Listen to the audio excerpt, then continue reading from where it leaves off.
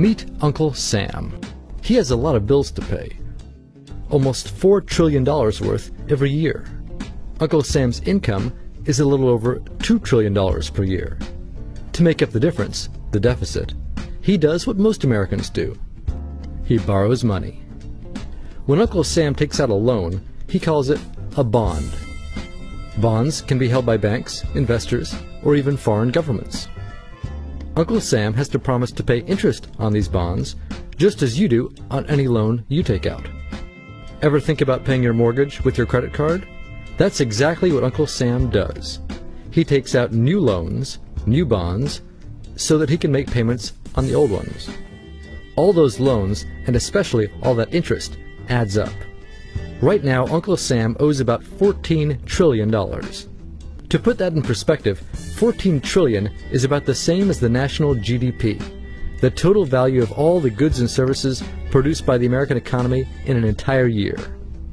It's such a huge amount of money that Uncle Sam is starting to run out of people to borrow from, and he's having trouble just paying the interest on his loans.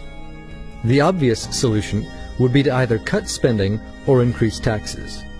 But if he cut spending, the people that he's spending money on would complain that they don't have money to spend, and that he was hurting the economy. If he tried to raise taxes enough to close this gap, not only would people definitely have less money to spend, he'd probably have riots on his hands. So Uncle Sam chooses the easy way to make money. Just make it. He calls up the Federal Reserve, which is our central bank, and, like magic, dollars are created and deposited in banks all around America. The problem is that the more of something there is, the less it's worth. Same goes for the US dollar. The more dollars there are, the less each one will buy. That's why commodities like gasoline, food, and gold become more expensive when Uncle Sam does his money-making magic. The commodities aren't really worth more. Your money is just worth less. That's called inflation. Remember the foreign governments that lent money to Uncle Sam? When they lent money to the American government, something interesting happened. It made the U.S. look richer, and their countries look poorer. When a country looks poor compared to America, $1 of our money buys a lot of their money. So they can pay their workers only a few pennies a day. With such low labor costs, they can sell their products in America for lower prices than any American manufacturer can. The easiest way for American companies to compete is to move their factories overseas and pay their workers a few pennies a day too. This contributes to a recession. Americans lose their jobs, stop paying taxes, and start collecting government benefits like Medicaid and unemployment. This means that Uncle Sam has even less income and even more expenses. At the same time, the people who still have jobs are desperate to keep them, so they tend to do more work but not to get paid anymore. When your dollars are worth less and you're not earning more of them, that's called stagflation. And this is why Uncle Sam is in a catch-22. He can't raise taxes or cut spending without making the recession worse.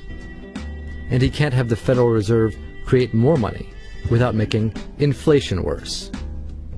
For now, he can keep borrowing money, but since he can't even pay the interest on the loans he already has, it just makes his inevitable bankruptcy even worse.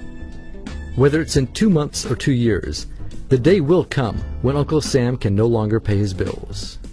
When that happens, the banks, investors, and foreign governments who are counting on that money won't be able to pay their bills. You see, just like Uncle Sam, governments, banks, and corporations don't actually have much money.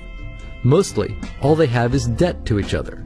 If one link in the debt chain stops paying, defaults, the whole thing falls apart. If investors can't pay their bills, corporations won't be able to pay their employees. If banks can't pay their bills, you won't be able to take out a loan, use a credit card, or even withdraw your savings. If foreign governments can't pay their bills, their own banks and corporations will have the same problems. That's called a global economic collapse. It's never happened before, so nobody really knows how bad it will be, how long it will last, or even how we'll eventually get out of it. The house of cards has already been built. There's no painless way to dismantle it now. All we can do is to educate each other about what's actually going on, and to prepare for what may be very extraordinary circumstances.